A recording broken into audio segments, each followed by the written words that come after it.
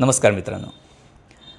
एक वाहन कायदा आला नवीन आणि पूर्ण देशामध्ये सध्या हाहाकार माजलेला आहे. जो तो सांगतो आहे की हा कायदा फार क्रूर आहे, हा कायदा रद्द झाला पाहिजे आणि म्हणजे जो जुना कायदा आहे तोच चालू राहिला पाहिजे. आता नवीन कायद्यात काय तरतूद आहे? तर नवीन कायद्यात असं सांगितलं आहे की जर तुमच्याकडून ॲक्सिडेंट झाला आणि समोरच्याचा जीव गेलाच तर तुम्हाला 10 वर्षाची शिक्षा आणि 7 लाखापर्यंत दंड आहे. तर त्या कायद्याच्या विरोधात बऱ्याच लोकांनी वाहन चालकांनी संप केला. आता मी वाहन चालक नाही आहे, त्यामुळे माझा पॉईंट ऑफ व्ह्यू काय आहे बघण्याच्या त्या कायद्याला बघण्याच्या मागे की तो कायदा योग्य आहे का?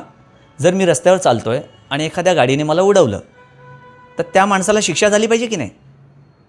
कारण काही असेल, कशाहीमुळे माझा जीव गेला तर त्या माणसाला शिक्षा झाली पाहिजे की नाही? आज तो चालक आहे म्हणून तो म्हणतो आहे की मला शिक्षा नाही झाली पाहिजे. त्या चालकाच्या घरातलं जर कोणी गेलं ॲक्सिडेंटमध्ये तो सोडेल का त्याला? बरोबर. आता सध्या तो माझा पॉईंट ऑफ व्ह्यू काय आहे, कारण मी नॉर्मल माणूस आहे, एक साधारण माणूस आहे, म्हणून मी असा विचार करतो आहे की माझा ॲक्सिडेंट झाला तर मला माझा ॲक्सिडेंट ज्याने केलं आहे त्याला शिक्षा मिळाली पाहिजे. आणि चालकाचा पॉईंट ऑफ व्ह्यू काय आहे की बाबा मी गरीब आहे, माझ्याकडे जास्त पगार नाही, मला 10 ते 20 हजार पगार आहे, तर मला ॲक्सिडेंट करू द्या, मला जीव घेऊ द्या लोकांचा. हा त्यांचा पॉईंट ऑफ व्ह्यू दाखवला त्याने संप करून. त्यांनी हे नाही सांगितलं की आम्ही प्रयत्न करू की ॲक्सिडेंट नाही होणार. त्यांनी प्रयत्न संप कशासाठी केला की हा कायदाच मागे घ्या, आम्हाला 7 लाख देणं मंजूर नाही, 10 वर्ष कारावास मंजूर नाही. पण म्हणजे याच्यात आश्चर्याची गोष्ट काय झाली की त्या माणसांना माहिती आहे आम्ही ॲक्सिडेंट करणार आहोत. एखादा म्हणाला असता की चला आपण काळजी घेऊया, आता याच्यापुढे कायदा कठोर झाला आहे, आपण थोडंसं घाबरलं पाहिजे. पण नाही, आपल्याकडे एक सिस्टीम आहे विक्टीम कार्ड खेळायची. ही फार म्हणजे देश स्वतंत्र झाल्यापासून हा विक्टीम कार्ड आपण खेळतोच आहोत. कोणी गरीब आहे, कोणी दलित आहे, कोणी मुस्लिम आहे, कोणी हिंदू आहे, अशा प्रकारचे जे विक्टीम कार्ड खेळले जातात ना, याच्यामुळे आपला देश ॲक्च्युली मागे जातो. आता हे थोडंसं कठोर आहे बोलणं, कारण आपल्या देशात विक्टीम कार्ड खेळून आपण एखाद्या गोष्टीला फार फायदे पुरवलेत आणि दुसऱ्यांना फार नुकसान करून ठेवलेलं आहे. त्यामुळे आपल्या देशाचं खूप नुकसान झालं आहे. आणि आता आपण थोडंसं कायदे कठोर करायला लागलो तर ते जे जुने लोक आहेत त्यांना ते पटत नाही आहे. त्यामुळे त्यांनी या ड्रायव्हर्स लोकांना भडकवलं आहे. ड्रायव्हर काय कोणाचा ॲक्सिडेंट करायला जात नाही, ते मलाही मान्य आहे. कोणी हे नाही सांगणार की मला ॲक्सिडेंट करू द्या. मी ते मगाशी उपहासात्मक म्हणालो थोडंसं की ड्रायव्हर असं म्हणतो आहे त्याच्या पॉईंट ऑफ व्ह्यूने की मला ॲक्सिडेंट करू द्या. असं नाही आहे. तो सांगणार नाही कधी मला कोणाचा मारायचं आहे. पण जर त्याच्याकडून झालं काही तर त्याला शिक्षाही मिळाली पाहिजे ना. त्याचं कारण पण असं असेल की त्यांनी गाडीची सर्व्हिसिंग नसेल केली बरोबर, कुठे लक्ष नसेल दिलं, ओव्हरलोडिंग असेल गाडीचं. मध्ये एक किस्सा ऐकला होता मी. ओव्हरलोडिंगमुळे एक गाडीतला जो लोड होता खूप एक्स्ट्रा भरला होता त्या माणसाने, ट्रक ड्रायव्हरने. आणि त्यांनी ती जशी गाडी एका खड्ड्यात आली तर त्या गाडीचा तोल गेला, असा कल्ती झाली ती गाडी आणि त्या गाडीतला सगळा माल बाजूच्या एका बाईकवर बसलेल्या माणसाच्या अंगावर पडला आणि त्या माणसाचा जागीच मृत्यू झाला. आता हा दोष कोणाचा? मग तुम्ही तिथे सांगणार का तो गरीब माणूस होता, त्याचा ॲक्सिडेंट कशामुळे झाला? मग कारणं सांगणार रस्त्यावर खड्डे होते, कारण तेही आहे. रस्त्यावर खड्डे आहेत तेही कारण आहे आणि त्यांनी ओव्हरलोड केलं तेही कारण आहे. रस्त्यावर खड्डे असताना जर ओव्हरलोड नसतं तर तो सामान त्याच्या अंगावर पडला नसता. ही सत्य घटना आहे. अजून एक फार म्हणजे आश्चर्यकारक घटना अजून मी बघितली. एका माणसाचा मुलगा अपघातामध्ये निधन पावला. मुंबईची घटना आहे. हेच मला वाटतं ही 3-4 वर्षापूर्वीची घटना आहे. आणि त्या माणसाने त्याला फार धक्का बसला. त्याचा एकुलता एक मुलगा त्या ॲक्सिडेंटमध्ये गेला. त्यामुळे त्या माणसाने सुरुवात केली की जिथे रस्त्याला खड्डे दिसतील त्या रस्त्याचे खड्डे तो स्वतःच्या पैशाने भरायचा. म्हणजे तो कुणाकडून मदत नाही घ्यायचा किंवा ना कंप्लेंट करायचा, म्युन्सिपाल्टीला कंप्लेंट नाही, कुठेच कंप्लेंट नाही, काय नाही. तो सरळ आपला जायचा, सिमेंट रेती घ्यायचा, तिथे जाऊन ती प्लेन करायचा आणि घरी यायचा. महानगरपालिकेने त्याला दंड लावला. बघा आपल्याकडे ह्या ज्या रस्त्याच्या बाबतीतच्या काही काही घटना आहेत ना, ह्या एवढ्या आश्चर्यकारक आहेत. अरे तो तर रस्त्याचे खड्डे भरत होता, तर तुम्हाला त्याला का फाईन मारला? त्याचा दोष काय होता? त्याचा दोष हा होता की त्याने रस्ते भरले, खड्डे भरले, आता त्याचे कॉन्ट्रॅक्ट निघणार नाहीत आणि या म्युन्सिपाल्टीमधल्या लोकांना बसून खायला मिळणार नाही. जे सत्य आहे ते असं आहे.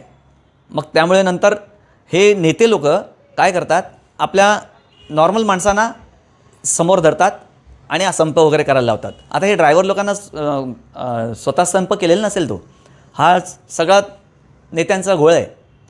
म्हणजे ते आता विपक्षात असतील किंवा पक्षात असतील, कोणी असेल मला माहीत नाही, पण हा सगळा त्यांचा घोळ आहे.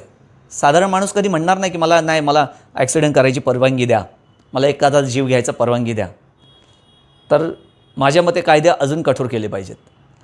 उद्या मग ह्यांना जर असं कठोर कायदा कॅन्सल करायला लागले, एखादा आतंकवादी म्हणेल, अरे बाबा मला का मारताय, मी गरीब होतो, माझी कंडिशन खूप बेकार होती, मी एकदम वाईट समाजातून मला टाकलेलं, मग मी एखादा बॉम्ब फोडला तर काय फरक पडतो, बरोबर ना? तर विक्टिम कार्ड खेळायचं बंद करा.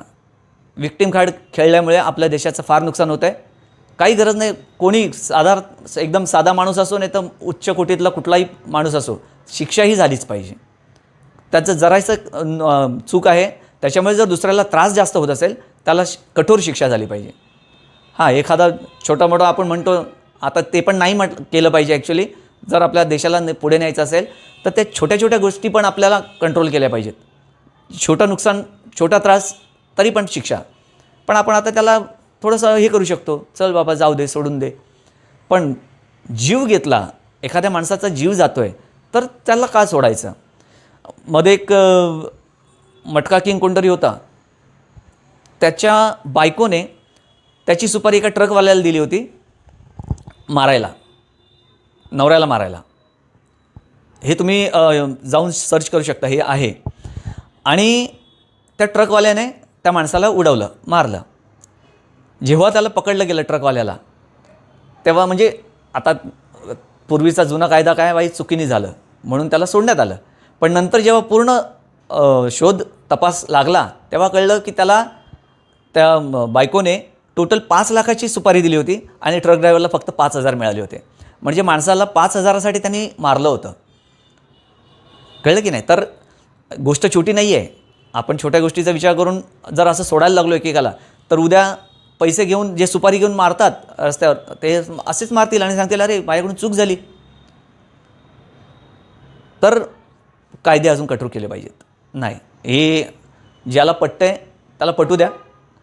मला नाही पटत की कायदे अजून, गरीब आहे हे विक्टिम कार्ड घेऊन त्याला सोडलं पाहिजे.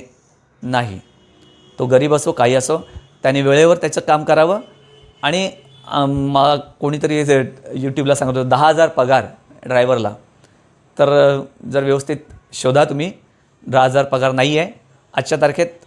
पगार चांगला मिळतो, नाही म्हणत नाही, किंवा असेलही 10,000 पगार, कमी असेल, त्याच्याहीपेक्षा कमी पण असू शकतो, सांगता येत नाही. ज्याला कमी आहे मग त्याने ॲक्सिडेंट करावा का, हे पहिला प्रश्न आहे. आपला प्रश्न कुठे आला की ॲक्सिडेंट करायचा की नाही, म्हणजे त्याला शिक्षा झाली पाहिजे की नाही. मग त्याला कमी पगार आहे म्हणून शिक्षा कमी झाली पाहिजे का, किंवा त्याला सोडला पाहिजे का? मग ज्याचा जीव गेला त्याला कोण भरपाई देणार, त्याचा न्याय कसा होणार? थोडं स्वतः त्या जागी उभे राहून विचार करा. सगळ्या ड्रायव्हरना मी सांगेन की त्यांनी स्वतः त्या जागी जाऊन उभे राहा आणि मग विचार करून सांगा मला की जीव गेला पाहिजे का. बाकी निर्णय तर गव्हर्नमेंट घेणारच आहे, आपण त्यात काय बोलून फायदा नाही. आपलं फक्त मत मांडलं मी. थँक्यू.